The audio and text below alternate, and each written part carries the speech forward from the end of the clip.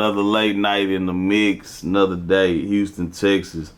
Y'all, we got somebody I know y'all done seen, but got so much to do and go, dog. Mr.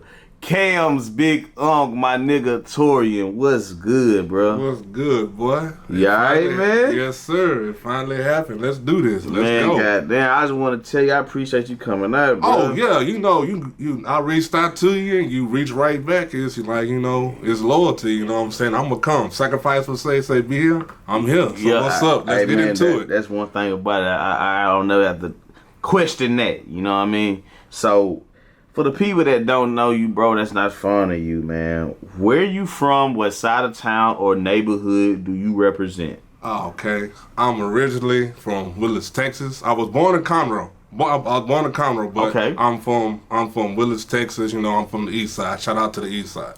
Oh, no shit. Yeah. Man, that's good, man. So, because, every time people see people in Houston movies, they automatically think everybody from Houston. But you say Lewis? Huh? You say Lewis, Texas? No, Willis. Willis, goddamn, my bad. You good. Willis. But okay, so let's get into that, man. Coming from them small towns, man, is it hard to get motivated? Like, what is it living and coming from them small towns? Like, really? Like, where I came from, I got out the mud. It was getting to the city for me. Was like motivation. You know what I'm saying? This is, we're a little country town, you know what I'm saying? We got, one club out here, the city is big, so, right. You know what I'm saying? The motivation was to get out here, to get to the city. Right. That was a motivation. God damn, man. So, growing up, man, was you the only child, or you had brothers, sisters, what? I got a little brother, shout out to my little bro, Great D, and I got a sister, and, I was a middle child. Right. So let me ask you something, bro. What high school did you attend down there? I went to Willis High, and it's crazy. Like my first 3 years, I went to 3 different high schools. Like my freshman year, I went to Willis High, and then my dad got me. I went to Aldine. Oh yeah, okay. Then after I went to Aldine my sophomore year, I backdoored and go to another school my junior year. That's when I moved with my dad, and I go to Conroe High. Oh, okay. So, did you graduate? Yeah. Okay, so what did you end up doing after school? After school, if you really know me, but I went to the Navy. I went to the Navy for 4 years. Oh, man. Shit, so how was it in the Navy? Because I'm pretty sure it wasn't a couple years ago. It probably way back. So, how was it when the time frame you went? How was it? I went when George Bush was in and when they had the war going on. No shit? Yeah. Did you enjoy it? It was a good experience because it taught me, the stuff I have now. Taught me, we with your brothers, like me and you, we got loyalty. It teach you, right. It teach you loyalty, and that's if you gonna do something, do it. Give it 100%. Give it 150%. Don't bullshit. So man, it teach me structure. Right. All that, and I think all that is supposed to be taught, man. Because I ain't gonna lie, man. We can say you do put your effort in, man. Yeah, I'm gonna give it 150% because the thing is, if you don't go hard for yourself and represent yourself and put yourself out there, who gonna do it? Goddamn right. Ain't nobody gonna do it. So that's actually, I'm glad you're on this shit, man.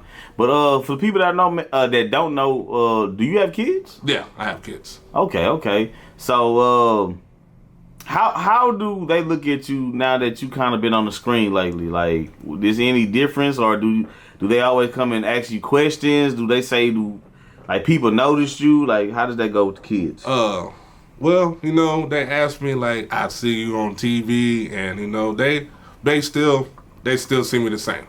Right. Even though I'm on the TV screen, they still see me, as daddy. Right. I ain't know if you had to switch it up. What I'm saying? Sometimes I do, cause sometimes when I did Day to Day, I was still on cams, Big Unk. I was still that character at home, and I had to, turn it off, go back to going to being daddy, Yeah, that's cool, man.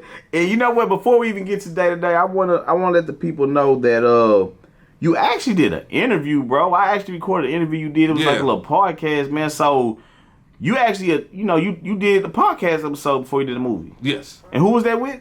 Dreadhead George. You know what I'm saying? Hey, listen, do you personally know him? Oh yeah, I personally know him. That's my best friend. You know? I've been knowing him for 10 years. It's like a crazy story. Oh, yeah, got a decade. Yeah, we've been loyal for 10 years. You know, actually, how I met him was I met him at the airport. He was my supervisor. No shit. Yeah, he was my supervisor. Yeah. Oh man, so y'all go back? Yeah, we go back. Yeah. Oh, that's what's up, man. So. Let me ask you this: what's the status with the podcast? Can we expect another episode or what? Yeah, you can expect another episode. You know, I've been focusing on the movie. But I have other avenues. But yeah, there's gonna be some content. I'm waiting for the right time, Neat. The right time, because people been wondering. Well, Cam's Big Unc at, and my thing was I didn't want everybody to see me as Cam's Big Unc. So I have to show y'all the versatility of of doing different stuff. You know what I'm saying? Let you know I'm multi-talent. I'm really getting in for y'all. I'm a good soldier. I'm getting in. You can use me, utility man. Use me everywhere. You know what I'm saying? Nah, most definitely. But let me ask you this: would you rather podcast or be in movies? I just love the movies, man. I just love being on the set. The whole, filming, I like podcasts, don't get me wrong, but I just love the filming process, man. I just love being on the set, man. Right. And that's why I say, man, by me knowing you for so many years, man, I finally had you stumbled up on Day to Day, bro. Yes, sir. That's crazy. And that, like I say, man, we always freestyle a lot on Day to Day. So when you came in, that was definitely the spur of the moment thing. But how did you actually feel about playing that role as Cam's Big Unc, bro? I loved it.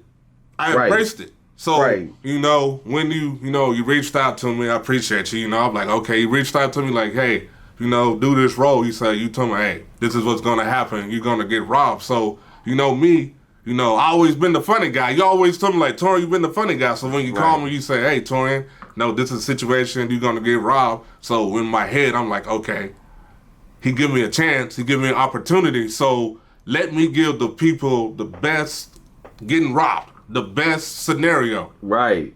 And I'm telling you, man, the most classic thing to me when you was like, you say, nigga, don't nobody go in my socks but my daddy, man. You know what I'm saying? Okay, my bad, man. I get physical with your boy. Hey, oh, that nigga got a bunch of money. Get a little too physical, man. Hey, man, don't nobody go in my socks up my daddy, man. Shut your puss ass up. Shut your bitch ass in the corner. Bro, if that wasn't the most you know what I want to tell you, man? I want to give you your flowers for bringing the comedy to Day to Day, because Day to Day is like an urban, Houston-based movie. But man, when you came, you gave it that much a little brightness, man, a little sparkle to it, man. I got to give you your flowers on this one too. I appreciate you bringing that, man. Appreciate it. You know what I'm saying? So, and speaking of that, let's get into the funny thing, man. You have the image of being funny, like damn near like a comedian, right? Right. So, who influenced you to be funny, man? Like, was it your mom, your dad? Like, when did you realize you could kind of make people laugh? Ever since I was like 10. Everybody in my family, my mom, like, he's a comedian. So, since I was like 10, I've been the funny guy. No shit. Yeah. Damn, is that a big responsibility? It is. And, sometimes I feel like people, every time they see me, they expect me to be funny. But sometimes, I am a human being, Right. So the balance. Yeah, I have to balance it out. But, yeah, I love being funny, but I'm also a human being. I have feelings and stuff, too, yeah, so. Right. Because, man, I think that's very important to let that be known. You know what I mean? Because I feel like it's a time and place for everything and stuff like that. And I know people, they get the funny vibe off you, but let me ask you a backstory question. When you was growing up, did people mess with you about being funny? Did you get talked about growing up? You know what? It's a funny story. I'm going to give y'all an exclusive of how I got funny. Okay, so So back in the day, you know, in elementary, they used to, you know, come at me. They used to roast me, you know what I'm saying? 'Cause I was skinny, you know, had big head, you know, and Right. you know, I wore, you know, and I wore glasses, you know. So, you know, they would come with Steve Urkel, you know, all these jokes about me. So I would go home and I'll go cry, I'll be upset to my mom. So so my mom was like, you know, rest in peace, love you, moms, you know what I'm saying? Right. She said, boy, say something back about them. Tomorrow, the next time they do something, fire back at them. If you don't, you know what I'm saying? I'm going to whoop your butt. Right. So, you know, I go back to school and same people, same little crowd, you know. Right. They know what I'm saying? I was elementary. Right. No. It wasn't elementary. It was when I was in high school and, you know. Right. You know, they used to come at me. And I just... No, when I just fired back. I got there and I just fired back, and everybody was like, "Ooh!" Yeah, they like, "Ooh, yeah." What? They didn't expect it. I just fired off and teed off, and then ever since then, you know, I've been, you know, the funny guy. Right, and so that was the moment you realized you was funny. Yeah. I mean, was you nervous? Was it something that was built up when you finally? I know your mom's got on your ass, but after the fact of that, did you like? Say like, you know, I ain't dealing with this shit no more. You know what I'm saying? Yeah, it felt like you know, right. Yeah, it felt like that. Yeah. Well, you know what, man. With that being said, have you ever did stand up comedy? No, and that's what people always ask me. I feel like it's the right time. Right. You know, but I am writing stuff. I have material. I feel like it's the right time. I need the right timing in the right place. Well, let me ask you this, man. Do you actually plan on doing stand-up, or you actually want to fall into the movies with your funniness? I'm going to fall in with the movie with the funniness. Okay. But you do write your own content. Yes. Yeah. Write my own content. So what how do you do this, man? Because see, I think people have a problem with being creative. And for creators, we have to create content. We got to stay in the loop with things. So, like, what inspires you to create content, and how fast? Like, speak more into your content writing. Like, I do stuff that, you know, happened to me in real life, and, you know, I do current event stuff, you know. I keep up with stuff, and, you know, I put my, you know, twist and loop about the situation. Oh, yeah. And I do, like, real life stuff, you know, that happened to me, you know, when I write my jokes. Right. Real life stuff. So, do you have a lot of time to create content? I have a lot of time because, you know, I do still have a 9 to 5, but I squeeze it in my day. I'm at least get an hour, you know, writing stuff and thinking of stuff. Hey man, I'm glad that you making a way, man. You making an initiative in them stuff. Yeah. So I salute that for shit show, man. But just to wrap it up on the comedy thing, man. Please, man, you gotta give me your top 5 comedians, man. Okay, top 5 comedian of all time. Number 1, Richard Pryor. Richard Pryor's number 1 to me. Number 2 would be Eddie Murphy. Yeah, Eddie done did some shit. My number 3 would be Martin. Oh yeah, definitely Underdog. That's my Underdog. My number 4 would be Bernie Mac. Original King of Comedy. Yeah, and my number 5 would be, you know, I think he doesn't get the respect he should get, is Eddie Griffin. Ooh, he hit the gut. We talking about Eddie, man, from Jason Lyrics. Eddie, yeah, man. Jason Lyrics, yeah. Yeah, man, shout out to that, dog. I like that, man. Malcolm and Eddie. Yeah, real shit, right? Yeah. Right. When growing up, what kind of movies did you grow up off of? Like, did you ever see, did you know in your heart you was going to actually be an actor and comedian, or like, you know what I mean? Speak on that real quick. Yeah, I kind of knew it. And I just feel like I have to wait. I have to, you know, wait for the right time. You know, wait for the right time, right situation. But yeah, I kind of knew it. I said in my head, like, you know, I said way back in 2010. Right. You know.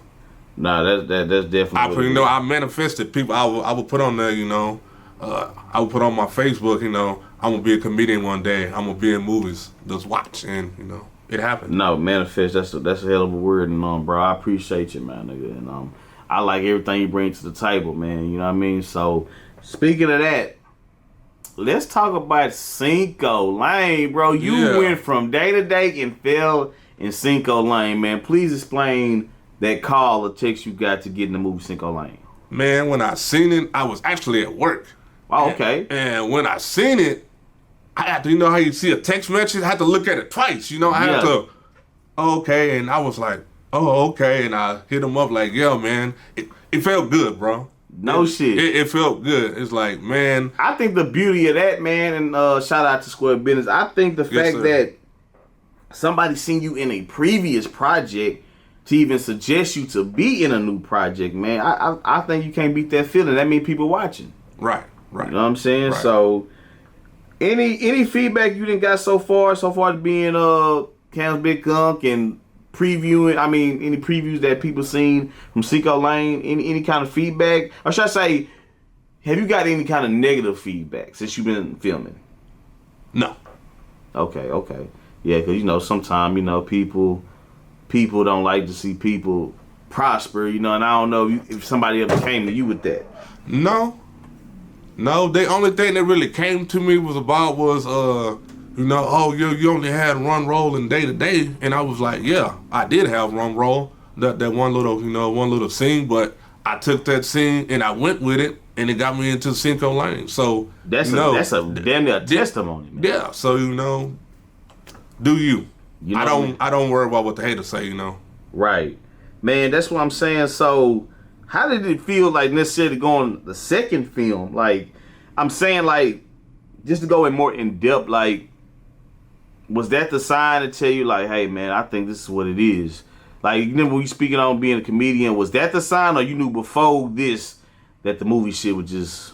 I knew it was a sign once you know, 2 days we had 12K and people was watching and everybody seen it was like, man, I like this. You so right, because it was a show, like I say before. Yeah, and they liked this, and I was like, oh yeah, this is, I like, once I saw the numbers, I like, okay, yeah, this is meant for me to be, you know.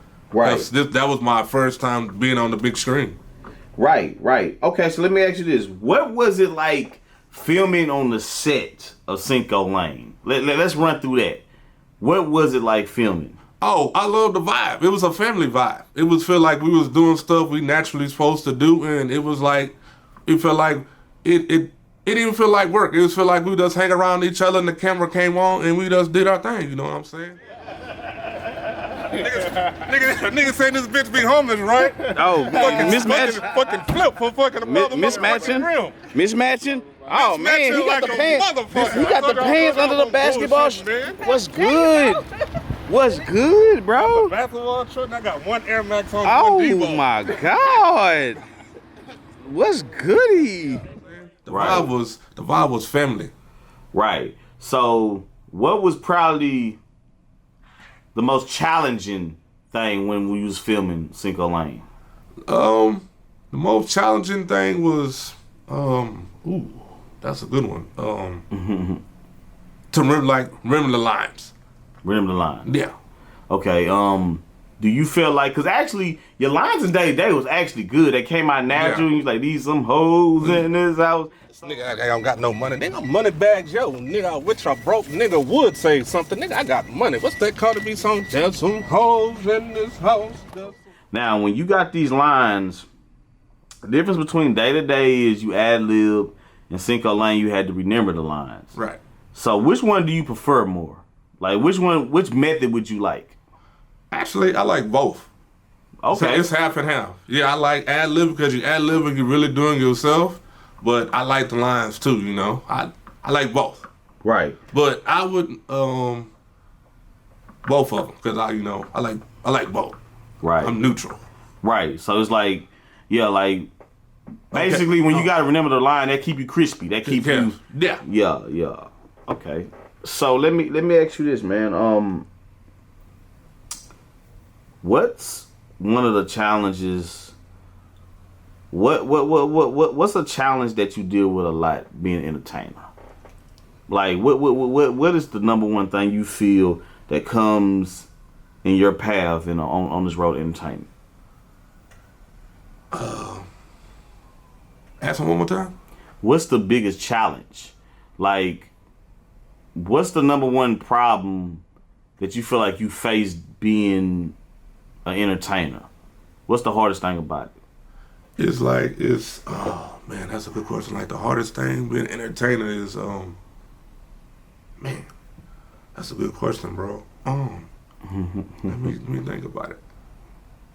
Yeah, it's just something for the people. It doesn't know we're people, you know what I'm saying? So I feel like you shouldn't treat nobody different. I'm humble with mine, you know. I'm not cocky. Right.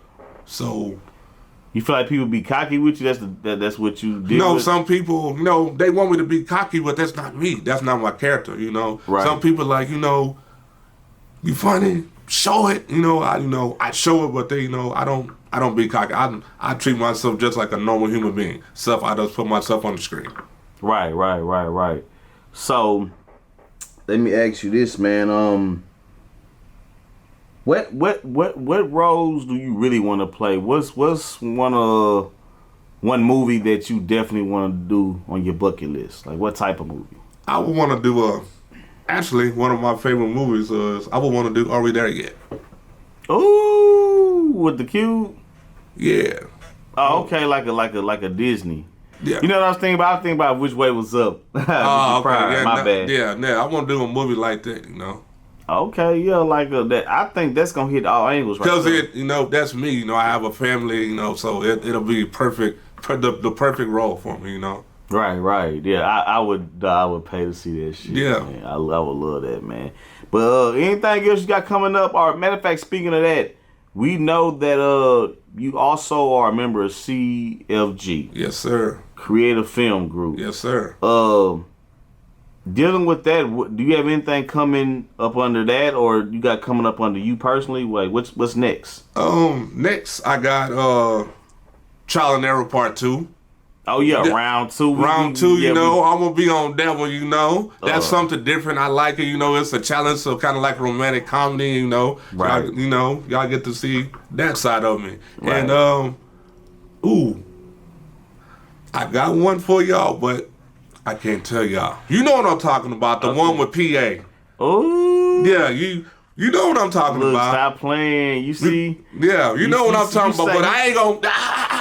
PA chase money. He talking about PA chase money. Yeah, you know, I got that, but that one gonna be dope. So, we can't tell people about that. That we gotta further down the road. Yeah. Hey man, I love it, man. I feel like this film shit.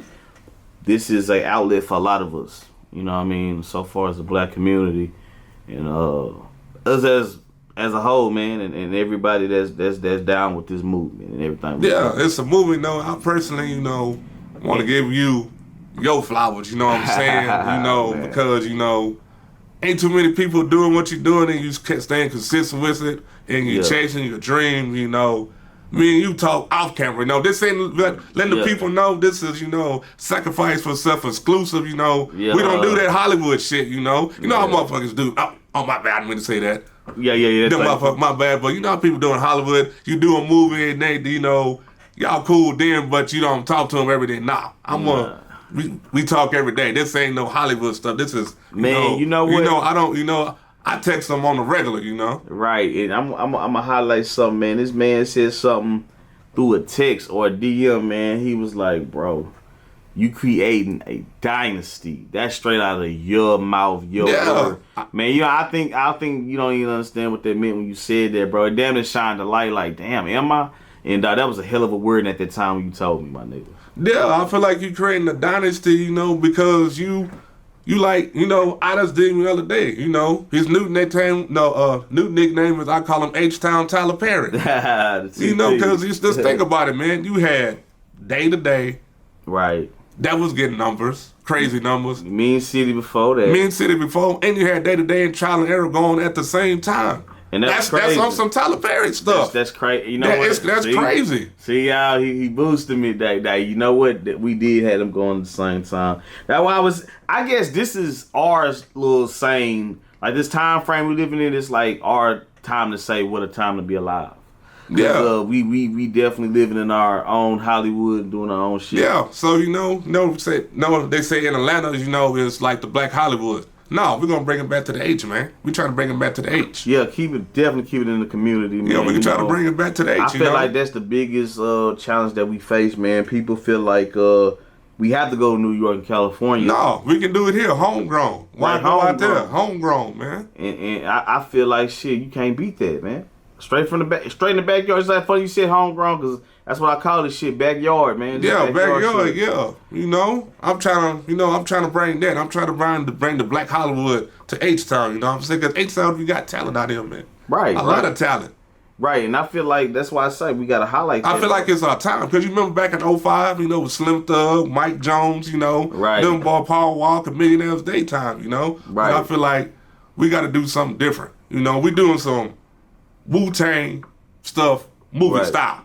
Yeah, that type shit. Yeah, right. It's something different. Right, and just think about it. How many, you know, young black, you know, with CFG, with the going back to, you know, to the CFG thing. Right. How many young black entrepreneur groups that you know that's in Houston that stand together and we keep it real with each other? We have no problem. It's family. Nobody tripping. Yeah, man. We like a Hollywood SUC. Remember SUC back in the day? Oh yeah, man. We like a Hollywood movie SUC, man. Nah, see, and it just words like that be mean a lot when you say it like that. Because I feel like that's why I keep saying and bringing up. I feel like we in our own world, man. Yeah. And it's like we got actually people gravitating to what we doing. Right. And I feel like it's legendary. You know what I'm saying? Yeah, legendary. You know, because you know. Getting back, you know, since you said projects, you know, the podcast, we back to conversation. Yeah, the conversation. The conversation, and also, I'm writing a script. What? Yeah. That is, I'm writing a script. You inspired me, so, you know, another sacrifice for something. man, I'll give you an exclusive. This is going to be the highest rated one right here, bro. Guaranteed. Man, look, this gonna be the highest track, because you know I'm writing. You inspired me. I'm writing my own script. Man, I appreciate. It's gonna be what you gonna call it? I say a holiday comedy. A holiday. Oh, okay. Holiday comedy. I can't give y'all the logistics of it, but if you remember what's the movie with Eddie Griffin in there? Who Made the Potato Salad? Nah, I gotta see that shit. You never seen Who Made the Potato Salad with Steve Urkel? You never seen that one? Nah, I never. You gotta see that classic. Just check it out. It's one of those hood classics. Yeah. Who Made the Potato Salad? You got Eddie Griffin, Pinky, D. Davis. All them in one movie. Man, look, that's gotta. Hey, it's gonna be something like that. Thanksgiving. You know it's gonna be crazy. Is this your first script you ever written? First script. Oh yeah, it's gonna be crazy. It's gonna be crazy, man. Man, I'm looking forward to that. It's gonna be funny. So I'm taking my time. I ain't trying to rush it. You know. Right. You know, it's coming. Nah, we gonna fuck with that for sure. So let me ask you this, man. Last question I always ask everybody, man. At this point in your life, at the age you are, man, tell me everything you've been through. What's the biggest lesson you learned so far? The biggest lesson I learned in life is it's never too late. Right. Push yourself to the limit. And how do you, man? How old am I? I'm 39. I'll be 40 in May. See, man, and that needs to inspire, man. Yeah, like I every day, you know, I push it to the limit, man. Because I try to, you know, better myself, you know. I push it. I give it 150% every day, man. Every day, 150%, man. And that's a salute, bro. And I definitely have to acknowledge you on that, bro. And I'm ready to see more of you. You know what I mean? And if you know, you know.